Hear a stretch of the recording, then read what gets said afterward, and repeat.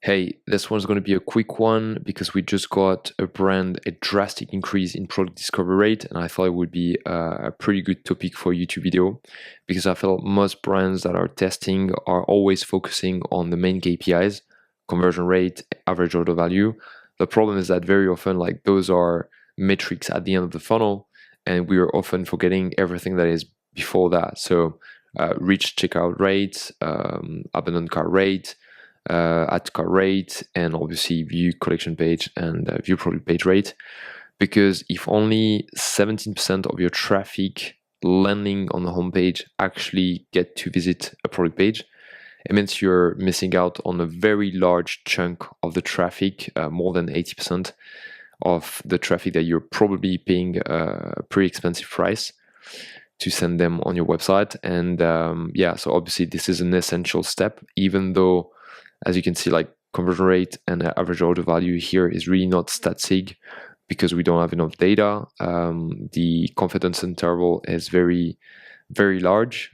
But for view product page rate, we are stat sig. This test run for 2 weeks, and we went from I think it was like 600 product page visit in here, and in the new group it's like 840 or something like that, out of slightly more than 3,000 visitors in each variant.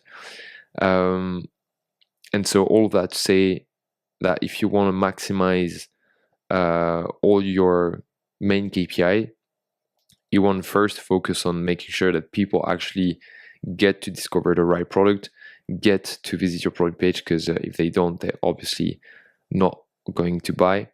This is not the brand that we worked with, but I wanted to take 3 different brands, like 3 different examples.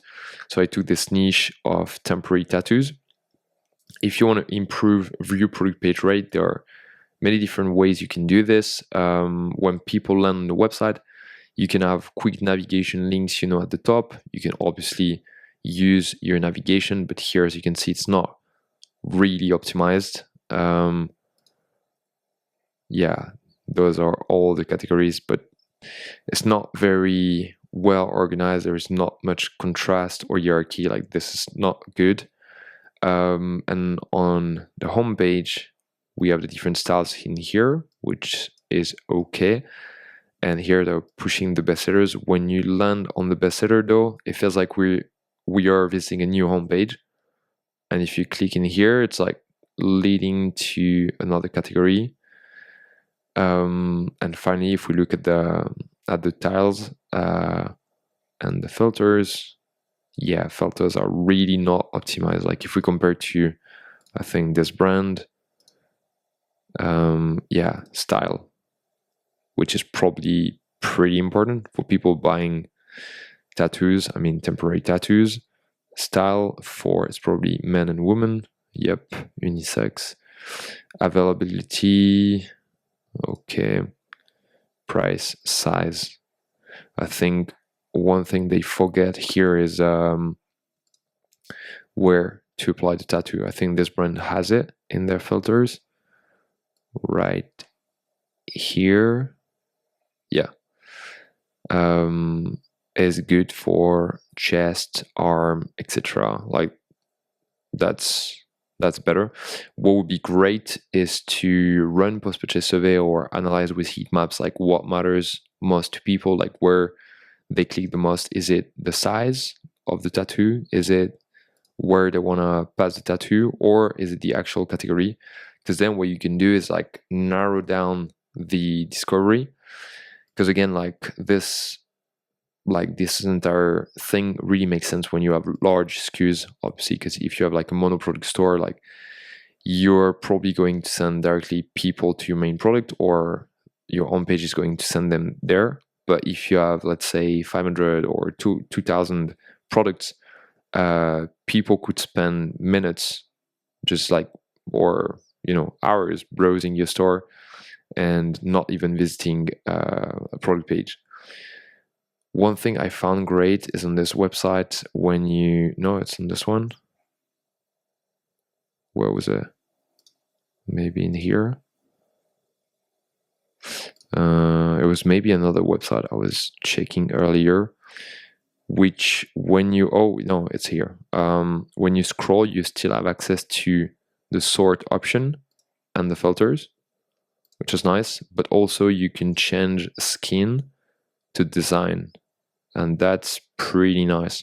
Like, it's easier to scan different tattoos, and from there, if you can have a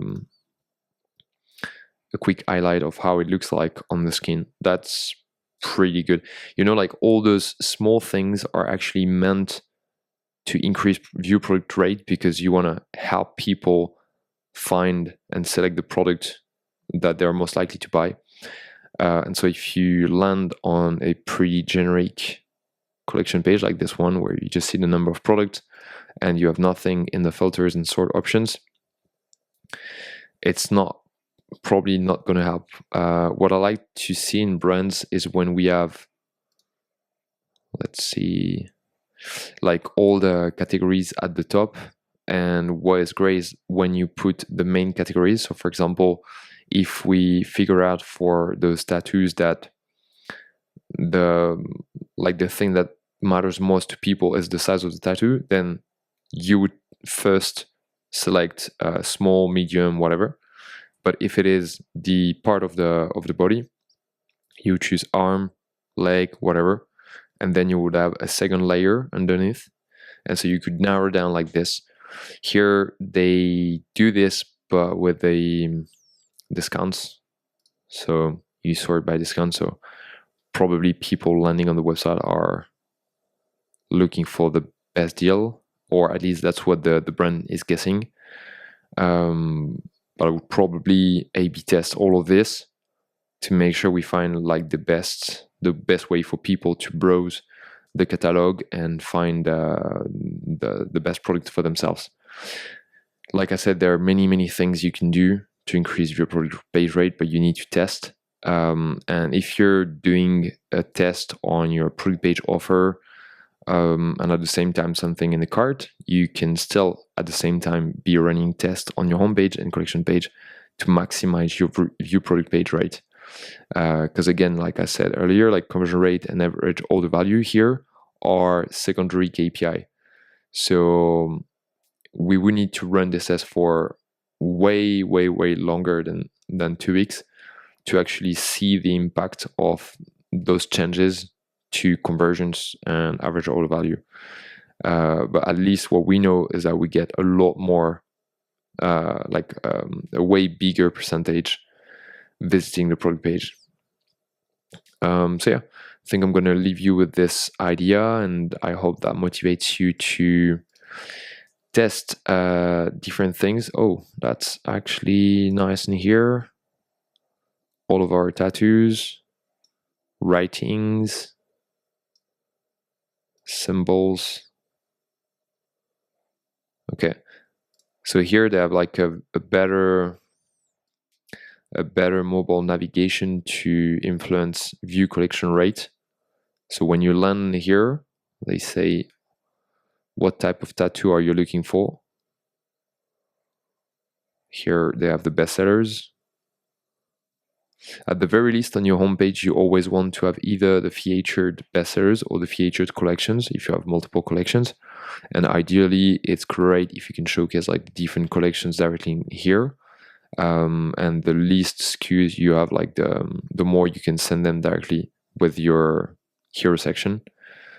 And then on collection page, like I said, it is good to have different layers of filtering, but it has to make sense for your customers. So what I recommend is that you run post-purchase survey to really identify what is that is most important to them. You can ask them, you know, what does matter to you most? Is it the size of the tattoo? Is this the how do you call it, like the actual design? Is it the offer, like the price? Maybe that is. But yeah, you want to understand like what is the hierarchy of elements, and then you can reorganize everything. But yeah, this is crucial, and I hope you'll test it. I'll leave you with this, and wish you a good day. Cheers.